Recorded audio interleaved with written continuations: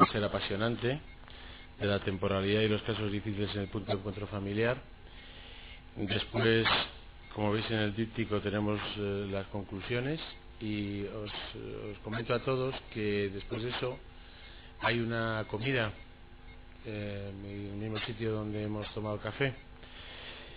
Bueno, pues tenemos la suerte de que nos presida esta última mesa el ilustrísimo señor don Carlos Esparza Ocina, que es magistrado de la Audiencia Provincial de Valencia en la sección 10ª de Familia. Muchas gracias. Bien, buenos días o buenas tardes casi. Vamos ahora con la mesa redonda, que tiene un tema pues bastante sugerente, el de la temporalidad y los casos difíciles en el punto de encuentro familiar. También para mí, como digamos miembro de una sección de familia, que vemos recursos de apelación en supuestos de ejecución de regímenes de visitas y de comunicación, pues a veces difíciles, enquistados, problemáticos, pues puede ser muy interesante, y estoy convencido de ello, de que lo será, el tratamiento que van a dar los ponentes de esta cuestión, ¿no? Los supuestos más, digamos, recalcitrantes o en los que no se ve aparentemente una salida satisfactoria y en el que cualquier solución aparentemente es mala, ¿no? No contamos con mucho tiempo, vamos un poquito ajustados y por eso, sin más prolegómenos, voy a ceder ya el uso de la palabra a la primera ponente, que es doña María José Beneita Rojo. Es doctora en Psicología y criminóloga, subdirectora de la Fundación Favide, que es la fundación pública de la Generalitat Valenciana que gestiona 48 oficinas de atención a las víctimas y 18 puntos de encuentro familiar. Es también profesora de la Universidad Católica de Valencia y directora del Máster Oficial de Psicología Jurídica en la misma universidad. Miembro del Comité de Expertos del Observatorio de la Convivencia Escolar de la Comunidad Valenciana e impulsora de la Asociación Previo, que inició los programas de atención a hombres maltratadores en esta comunidad autónoma. Le cedo el uso de la palabra. María José, cuando quiera. Hola, buenos días a todos. Muchísimas gracias. En primer lugar, agradecer a la organización de la Confederación, primero la decisión de hacer las jornadas en Valencia, que bueno, pues lo agradecemos, y luego la invitación a esta mesa. Y en segundo lugar, antes de iniciar mi intervención, quisiera decir que la intervención o esta ponencia es fruto de las reflexiones y experiencias de parte del equipo de coordinadores de la Fundación Favide, que yo voy a transmitir, y que bueno, pues agradecerles a ellos el trabajo y la colaboración que constantemente están haciendo en esto.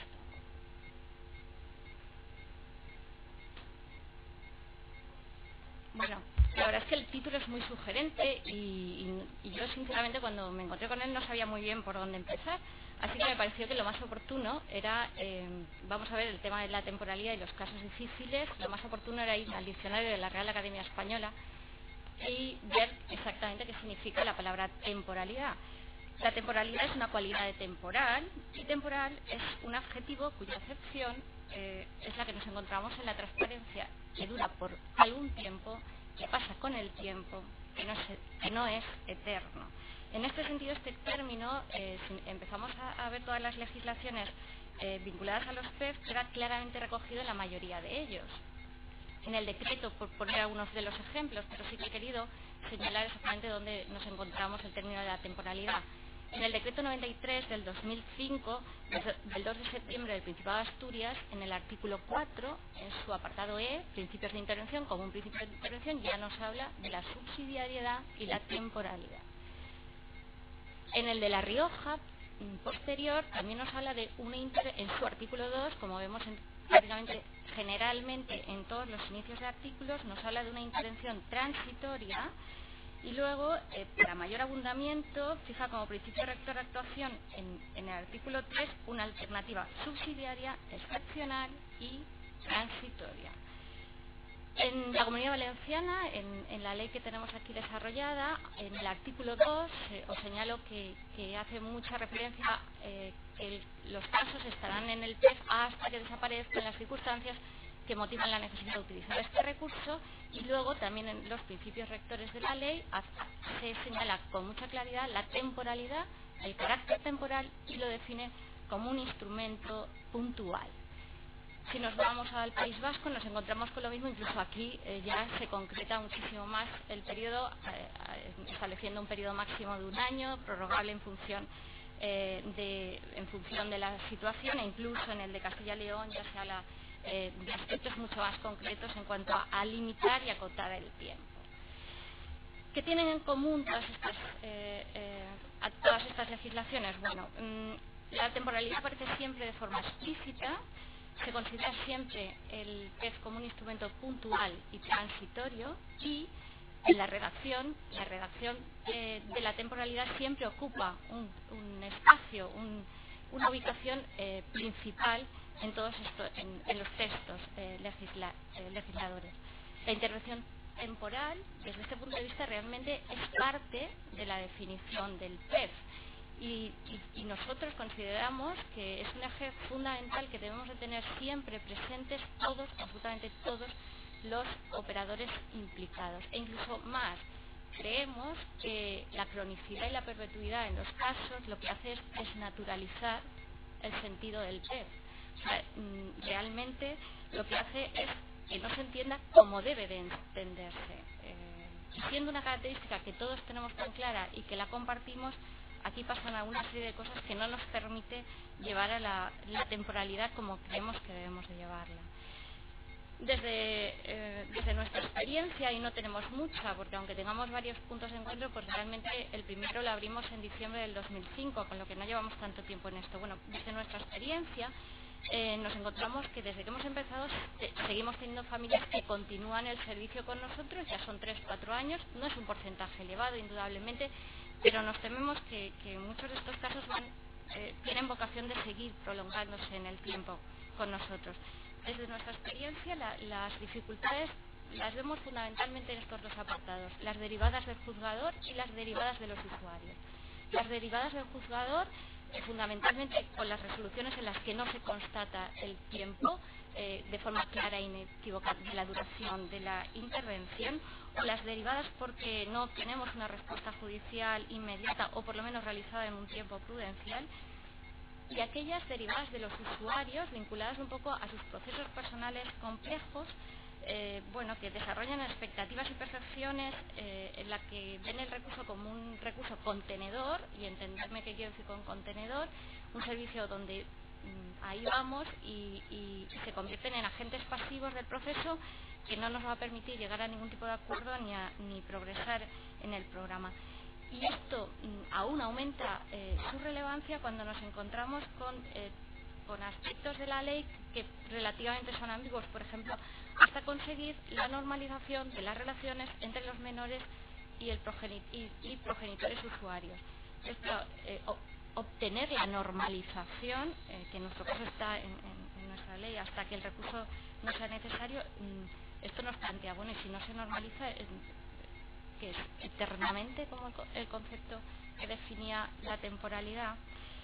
Indudablemente para nosotros la cronicidad de los casos va a afectar mucho en la gestión del servicio, va a afectar por supuesto en las listas de espera, va a dificultar que podamos ofrecer una atención inmediata a gente, a familias que realmente requieren de esa atención inmediata, pero especialmente nos preocupa, y en gran medida, el efecto que dicha cronicidad va a tener sobre un menor que viene de un proceso de separación y divorcio fácilmente traumático, y que además va a crecer encontrándose o viendo a su progenitor no custodio en un espacio artificial, no familiar, relativamente rígido y no progresivo, porque todos estaremos de acuerdo que ese no es el espacio idóneo, es el mejor que podemos dar, pero no es el espacio idóneo.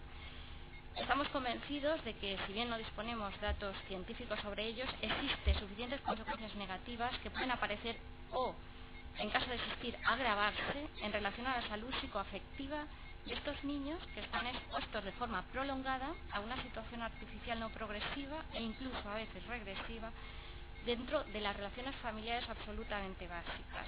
Estamos convencidos que cualquier investigación o estudio en esta dirección avalará con suficientes evidencias la necesidad de temporalizar las intervenciones y tomar serias decisiones al respecto. Es verdad que existen casos que la situación es absolutamente lineal, sin avances, en la que no se contemplan cambios cualitativos, y desde nuestro punto de vista esto puede provocar una posible involución y un desarrollo hacia cambios negativos. Y pongo una tijera porque esto es justo lo que no queremos que ocurra, ¿no? Esto es lo que estamos buscando en el PEF. Entonces, si prolongamos, ¿qué estamos generando una contradicción, una disonancia francamente terrible. Desde esta temporalidad nosotros nos planteamos que un elemento importante para nosotros es la tangibilidad, porque bueno, la temporalidad hay que concretarla de alguna manera, hay que acotar el concepto y incluso nos planteamos que se pueda calendarizar las actuaciones atendiendo a las tipologías de casos, a las modalidades de visita u a otro tipo de variables que surjan y que sean necesarias considerar. En este sentido entendemos que aunque establecer periodos concretos de intervención siempre va a tener un beneficio, indudablemente, porque nos sirve de referente genérico, orientativo. Nos es útil en la gestión del servicio saber y manejarnos con unos tiempos concretos, pero a la vez la experiencia nos evidencia que la temporalidad es relativa y que va también a depender de aspectos concretos del caso, de aspectos vinculados al tipo de visitas, etcétera. Pero, aún así, consideramos que es necesario contar con tiempos de vigencia en el PEF, pero siempre teniendo presente, o sea, tenemos que tener claro que esa vigencia estará siempre llamada a culminar. La vigencia tiene que finalizar. Esta temporalidad la vinculamos directamente con otro término que es la progresión.